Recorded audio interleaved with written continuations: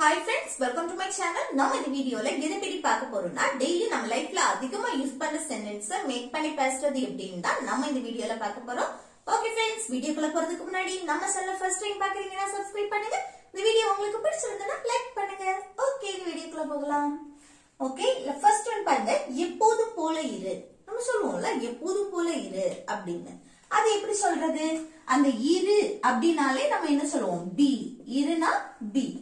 எப்போதும் போல, எப்போதும் போல் அப்படின்னா அந்த போல் as எப்போதும் always. ஓகே, அப்போ as always அப்படின்னா எப்போதும் போல், எப்போதும் போல அப்படின்னு சொல்றது.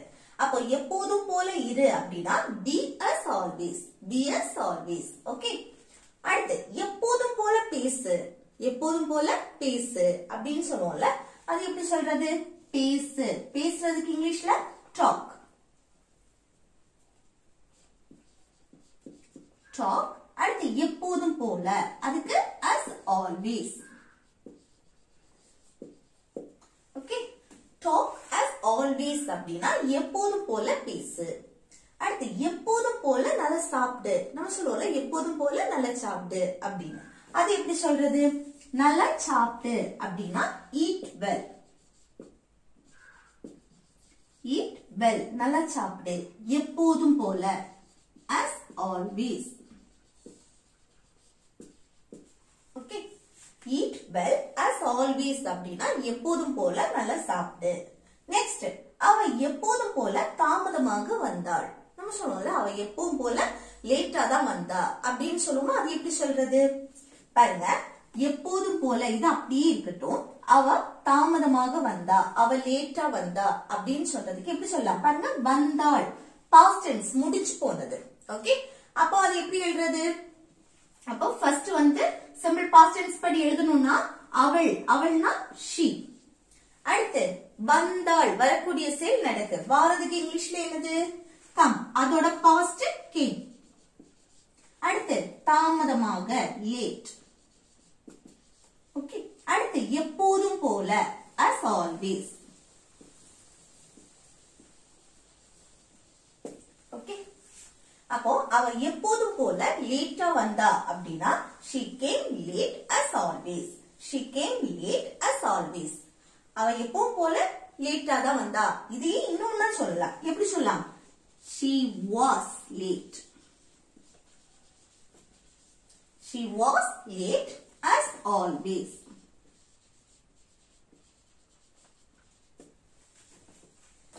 அவ வந்து எப்பவும் போல அவளுக்கு லேட் ஆச்சு. அந்த லேட் ஆனது அதை மென்ஷன் பண்ணும்போது நம்ம she was late. Okay, as always. அடுத்து நெக்ஸ்ட் பாருங்க, நான் எப்போதும் சீக்கிரமா எழும்புவேன். நம்ம சொல்லுவோம்ல நான் எப்பவுமே சீக்கிரமா எழும்பிடுவேன், இந்த மாதிரி சொல்லுவோம்ல, அது எப்படி சொல்றது? பாருங்க, இந்த செயல் வந்து எப்பவுமே நடக்கும். எப்போதுமே அது வந்து ரெகுலரா நடக்கக்கூடியது. அப்போ அந்த எழும்புவேன், அந்த வேன் அது வந்து ஃபியூச்சரை மெயின் பண்ணாலும் அதை வந்து சிம்பிள் பிரசன்ட் டென்ஸ்ல நம்ம சொல்லுவோம். ஒரு விஷயம் நம்ம வந்து ரெகுலரா பண்றோம், வழக்கமா அந்த செயல் நடக்கும் அப்படிங்கறத நம்ம ஃபியூச்சரை மெயின் பண்ணி பேசினா கூட அதை சிம்பிள் பிரசன்ட் டென்ஸ்ல நம்ம சொல்லுவோம்.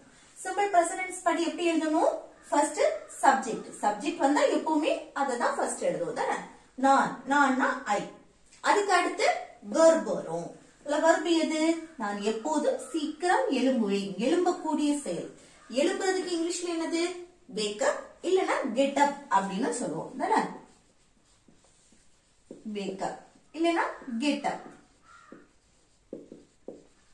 அதுக்கு முன்னாடி இன்னொன்னு வருது பாருங்க, எப்போதும். ஒரு குறிப்பிட்டு சொல்றோம்ல எப்போதும், அது இதுல எழுதணும். எப்போதும் அப்படின்னா always. ஓகே, அது வந்து வெர்புக்கு முன்னாடி, சப்ஜெக்ட்டுக்கும் வெர்புக்கு இடையில இது எழுதலாம். அடுத்து சீக்கிரம் அப்படின்னா early. ஓகே, அப்போ நான் எப்போதும் சீக்கிரமா எழும்புவேன் அப்படின்னா I always wake up early. இல்லனா I always get up early. Okay, next, அவள் எப்போதும் போல அழகா இருக்கா. நம்ம சொல்லுவோம்ல அவ எப்பவும் போல அழகா இருக்கா அப்படின்னு. அது எப்படி சொல்றது? பாருங்க, அவ எப்போதும் போல அழகா இருக்கா. அவளுடைய நிலையை நம்ம சொல்றோம், அவ எப்படி இருக்கா அப்படின்னு சொல்லிட்டு. அப்ப இது வந்து என்னது மெயின் verb வராது. அப்ப நம்ம be verb தான் யூஸ் பண்றோம். ஒருத்தங்களுடைய நிலையை சொல்லும்போது அவங்க எப்படி இருக்காங்க, என்னவா இருக்காங்க, எங்க இருக்காங்க இந்த மாதிரி சொல்லும்போது அங்க வந்து நம்ம be verb தான் மெயின் verb யூஸ் பண்ணுவோம். சரியா? அப்போ ஃபர்ஸ்ட் சப்ஜெக்ட் அவள் she. அடுத்து என்ன வரணும் be verb தான் வரும். இல்ல be verb என்ன யூஸ் பண்ணணும் பாருங்க இருக்கிறாள். அப்ப பிரசன்ட்ல தான் நம்ம சொல்றோம். அப்ப பிரசன்ட்ல சொல்லும்போது am is are இந்த மூணுல ஒண்ணு சப்ஜெக்ட் she வந்திருக்கனால is யூஸ் பண்ணுவோம். Okay is. அடுத்து அழகா இருக்கிறதுக்கு beautiful. Okay beautiful. அடுத்து எப்போதும் போல as always. ஓகே அப்போ அவ எப்பவும் போல அழகா இருக்கா அப்படின்னா she is beautiful as always. Okay, she is beautiful as always. Next, உன் இஷ்டம் போல செய். நம்ம சொல்லுவோம்ல உன் இஷ்டம் போல பண்ணு, உன் இஷ்டம் போல செய், இந்த மாதிரி சொல்லுவோம்ல அதுதான். இப்ப இது எப்படி உன் இஷ்டம் போல இது ஒரு செட் செய். அப்ப அந்த செய்யறதுக்கு இங்கிலீஷ்ல என்னது do. அடுத்து உன் இஷ்டம் போல அப்படின்னா எப்படி சொல்றது as you. இதுக்கு இஷ்டம் அதுக்கு ப்ளீஸ் இல்லனா விஷ் கூட சொல்லிக்கலாம். ஓகே அப்போ உன் இஷ்டம் போல செய் அப்படின்னா do as you please. Do as you please. Okay next எல்லாத்தையும் சொல்லு. நம்ம சொல்றோம்ல எல்லாத்தையும் என்கிட்ட சொல்லு அப்படின்னு. என்ன நடந்ததுன்னு எல்லாத்தையுமே என்கிட்ட சொல்லு இந்த மாதிரி சொல்லுவோம்ல அதுதான் எல்லாத்தையும் என்கிட்ட சொல்லு. இப்படி சொல்லும்போது சொல்லு சொல்றதுக்கு இங்கிலீஷ்ல என்னது tell. Tell me. Okay, tell me என்கிட்ட சொல்லு. Tell me எல்லாத்தையும் everything. Everything. Okay. அப்போ எல்லாத்தையும் சொல்லு அப்படின்னா tell me everything. Tell me everything. Okay. அடுத்து நெக்ஸ்ட் பாருங்க அது என்ன இருக்கு அப்படின்னு கேட்போம். அதுல என்ன இருக்கு பாருங்க என்ன இருக்கு எப்படி இருக்கு எங்க இருக்கு அப்படின்னு சொல்லும் போது நம்ம வந்து அங்க be verb யூஸ் பண்ணி பேசுவோம். ஓகே மெயின் verb வராது. அங்க be verb தான் மெயின் verb வரும். ஓகே அப்போ பாருங்க என்ன WH क्वेश्चन வந்திருக்கு அத ஃபர்ஸ்ட் எழுதணும். what அதுக்கு அடுத்து be verb யூஸ் பண்ணனும். presentனால is யூஸ் பண்ணிருக்கோம். what is அடுத்து அதில் ஏதோ ஒண்ணு அதுக்கு உள்ள அப்படின்னு மென்ஷன் பண்ணி கேட்கும்போது அதில் அப்படின்னா இன் போட்டு அதை அப்படின்னா இட். ஓகே அப்போ இன் இட் அப்படின்னா அதில். அப்போ வாட் இஸ் இன் இட் அப்படின்னா அதுல என்ன இருக்கு அப்படின்னு கேக்குறது. அடுத்து நெக்ஸ்ட் பாருங்க அதில் தண்ணீர் இருக்கிறதா நம்ம கேட்போம்ல அதுல வந்து தண்ணி இருக்கா அப்படின்னு கேட்கிறோம். இப்படி பொதுவா ஒண்ணு அங்க இருக்கா இல்ல இருக்கு இந்த மாதிரி சொல்லுவோம்ல அப்போ நம்ம வந்து தேர் யூஸ் பண்ணி பேசுவோம். ஓகே தேர் யூஸ் பண்ணி நம்ம क्वेश्चन கேட்போம். क्वेश्चन கேட்கும்போது இந்த தேர்ங்கிறது ஒரு டம்மி சப்ஜெக்டா வரும். இங்க சப்ஜெக்ட்ங்கிறதே இல்ல ஏதோ ஒண்ணு பொதுவா ஒண்ணு அங்க இருக்கு இல்ல இருக்கா இந்த மாதிரி கேட்கும்போது நம்ம வந்து क्वेश्चन கேட்கும்போது தேர் யூஸ் பண்ணுவோம். அல்லாம சப்ஜெக்டா நம்ம வந்து தேர் யூஸ் பண்ணி நம்ம பேசுவோம். சரியா? இப்போ என்கிட்ட எனக்கு சொந்தமான ஒண்ணு என்கிட்ட இருக்கு அப்படின்னு சொல்லும்போது அங்க நம்ம என்ன யூஸ் பண்ணுவோம் சப்ஜெக்ட் நம்மள யூஸ் பண்ணணும். அடுத்து have இல்லனா has யூஸ் பண்ணணும். இப்போ என்கிட்ட போன் இருக்குன்னா I have a phone. அப்ப எனக்கு சொந்தமான ஒண்ணு அப்படின்னு சொல்லும்போது நான் வந்து have has யூஸ் பண்ணி நம்ம பேசுவோம். இது அவங்களுக்கு இப்போ அவனுக்கு கார் இருக்கு அது கார் வந்து அவங்களுக்கு சொந்தமான கார். இப்படி அவங்களுக்கு சொந்தமான ஒரு ப்ராப்பர்ட்டி அவங்க கிட்ட இருக்கு அப்படின்னு சொல்லும்போது அங்க என்ன யூஸ் பண்ணணும்னா have இல்லனா has யூஸ் பண்ணி பேசணும். क्वेश्चना கேட்கும் போதும் அந்த மாதிரி கேட்கணும். அதே நம்ம வந்து என்னன்னா இப்படி பொதுவா ஒண்ணு அங்க வந்து ஹாஸ்பிடல் இருக்கா இல்ல அங்க ஏடிஎம் இருக்கா பக்கத்துல ஒரு ஏடிஎம் இருக்கா இந்த மாதிரி பொதுவா ஒண்ணு அங்க இருக்கா அப்படின்னு கேட்கும்போது அங்க தேர் யூஸ் பண்ணி பேசணும். சரியா? இப்போ அதுல தண்ணி இருக்கா பொதுவா தான் நம்ம கேக்குறோம். நம்ம கிட்ட இல்ல ஒருத்தங்கள மென்ஷன் பண்ணி கேட்கல உன்கிட்ட தண்ணி இருக்கா இல்ல என்கிட்ட தண்ணி இருக்கா அந்த மாதிரி கேட்கல. அங்க தண்ணி இருக்கா அதுல தண்ணி இருக்கா இந்த மாதிரி கேட்கும் போது நம்ம என்ன யூஸ் பண்ணுவோம் தேர் யூஸ் பண்ணி பேசுவோம். சரியா? இப்போ அதில் தண்ணீர் இருக்கிறதா நம்ம பிரசன்ட்ல தான் கேக்குறோம். அப்போ இஸ் தேர் क्वेश्चन கேட்கும் போது இஸ் தேர் அதே இது நம்ம வந்து சாதாரணமா பேசும்போது there is வரும். ஓகே, there is இல்லனா ப்ளூரல்னா there are வரும். ஓகே, அதே நம்ம क्वेश्चनா கேக்குறோம் அப்படினா is there, isங்கிறது ஃபர்ஸ்ட் வரும், thereங்கிறது ரெண்டாவது வரும். அதே இது ப்ளூரல்னா areங்கிறது ஃபர்ஸ்ட் வரும், thereங்கிறது ரெண்டாவது வரும். அப்ப there are there क्वेश्चन கேக்கும்போது are there. இது வந்து என்னன்னா is there. Okay, is there. அடுத்து என்னது தண்ணீர் water, அதில் அப்படின்னு சொல்லும்போது in it. ஓகே, அப்போ அதுல தண்ணீர் இருக்கிறதா அல்ல தண்ணி இருக்கா அப்படின்னு கேட்கும்போது is there water in it. Okay, is there water in it. Next அந்த கப்ல தண்ணீர் இருக்கிறதா, அந்த கப்ல இப்போ யாருக்கு கப்போ என்னன்னு ஒண்ணுமே மென்ஷன் பண்ணல, பொதுவா ஒரு கப் இருக்கு, அந்த கப்ல தண்ணி இருக்கா அப்படின்னு கேக்குறோம். அப்ப இது எப்படி யூஸ் பண்ணி क्वेश्चन கேட்கணும்? பொதுவா ஒண்ணு இருக்கா இல்லையான்னு கேட்கும்போது என்ன யூஸ் பண்ணணும்? there யூஸ் பண்ணி क्वेश्चन கேட்போம் தானே. அப்ப அந்த கப்ல தண்ணி இருக்கா அப்படின்னா is there. அடுத்து தண்ணீர் water. அடுத்து அந்த கப்பில், கப்புக்கு உள்ளதானே தண்ணீர் இருக்கும், அப்போ இன் போட்டுட்டு அந்த கப் that cup, அந்த அதுக்கு that cup. ஓகே, இன் எதுக்கு யூஸ் பண்றோம்? ஒண்ணுக்கு உள்ள தண்ணிங்கிறது சுற்றி கவர் ஆகி இருக்கிறதுக்கு உள்ளதானே இருக்கும், ஒரு கப்பா இருக்கட்டும், கிளாஸா இருக்கட்டும், பாட்டிலா இருக்கட்டும், அதுக்கு உள்ள இருக்கு. ஓகே, அப்போ அதை மென்ஷன் பண்ணும்போது நம்ம இன் யூஸ் பண்ணணும். சரியா? அப்போ அந்த கப்ல தண்ணி இருக்கா அப்படின்னா is there water in that cup. Okay, is there water in that cup. Next எனக்கு அவசரமா பணம் தேவைப்படுது. நம்ம சொல்லுவோம்ல எனக்கு அவசரமா பணம் தேவைப்படுது அப்படின்னு. அது எப்படி சொல்றது? நம்ம பிரசன்ட்ல தான் சொல்றோம். நான் அவசரமா எனக்கு பணம் தேவைப்படுது. அப்ப என்ன? எனக்கு, எனக்குன்னா ஐ. அடுத்து அவசரமா பணம் தேவைப்படுது. வெர்ப் என்ன? தேவைப்படக்கூடிய செயல். தேவைப்படுறதுக்கு நீர். ஓகே, அடுத்து என்ன தேவைப்படுது? பணம், மணி. அவசரமாக, அர்ஜென்ட்லி.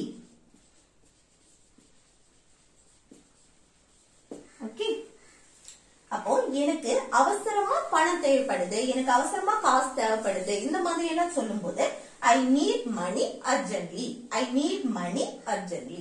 ஓகே, அடுத்து நெக்ஸ்ட் பாருங்க, எனக்கு இன்னும் நேரம் இருக்கு. நம்ம சொல்லுவோம்ல எனக்கு இன்னும் டைம் இருக்கு, இப்படி சொல்லுவோம் தானே.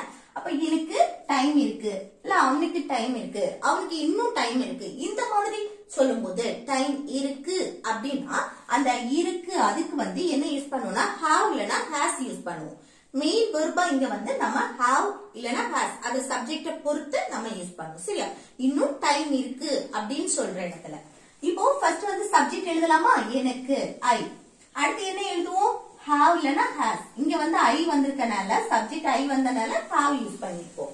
அதுக்கு இடையில இந்த ஐக்கும் ஹாவ்க்கும் இடையில நம்ம என்ன எழுதுவோம்னா இன்னும், இன்னும் டைம் இருக்கு அப்படின்னு சொல்லுவோம்ல, இன்னும், அதுக்கு ஸ்டில், அத வந்து இடையில எழுதிடணும். சரியா? அடுத்துதான் டைம்.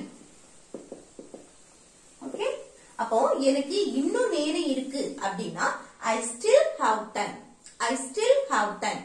ஓகே, இது அவனுக்கு இன்னும் டைம் இருக்கு, அவனுக்கு இன்னும் டைம் இருக்கு, இந்த மாதிரி சொல்லணும்னா அவனுக்குன்னு சப்ஜெக்ட் வரும்போது he வரும் தானே. he still, இங்க என்ன வரணும்? has வரும். he still has time. Okay, he still has time.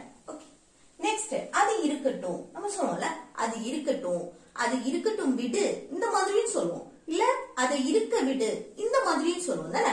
இப்படி எல்லாம் சொல்லும் போது எப்படி சொல்லுவோம்னா அந்த இருக்கட்டும் விடு, இல்ல அந்த டும் விடு, அலோ பண்ணு, இந்த மாதிரி சொல்லும் போது நம்ம let யூஸ் பண்ணுவோம்.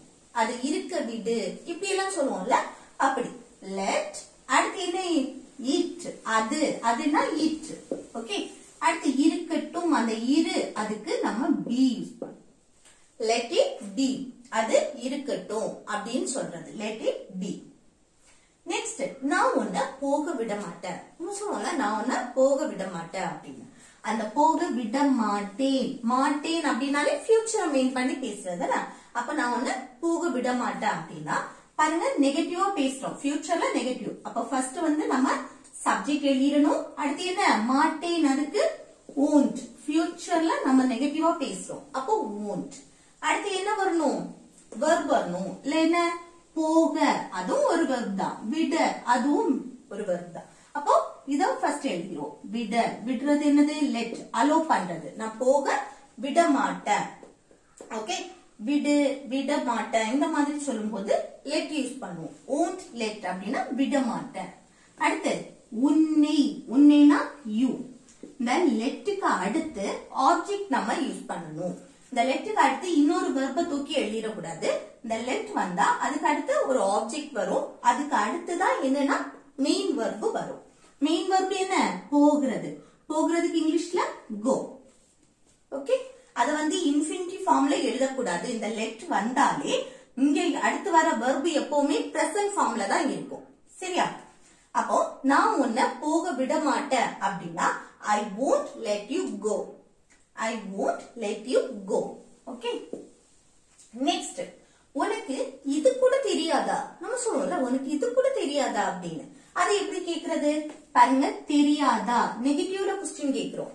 இது எப்படி don't இல்லனா doesn't யூஸ் பண்ணி கேட்போம் தானே. இத நிறைய இடத்துல சொல்லி தந்திருக்க. அப்போ don't இங்க வந்து சப்ஜெக்ட் என்ன வந்திருக்கு உனக்கு. உனக்குனா you. you வந்திருக்கனால இங்க don't தான் யூஸ் பண்ணுவோம். அடுத்து என்ன வரணும் verb வரும். ஆனா இங்க பாருங்க உனக்கு இது கூட. கூடனா even. அந்த கூட அது வந்து சப்ஜெக்ட்டுக்கு அடுத்து நம்ம யூஸ் பண்ணிடுவோம்.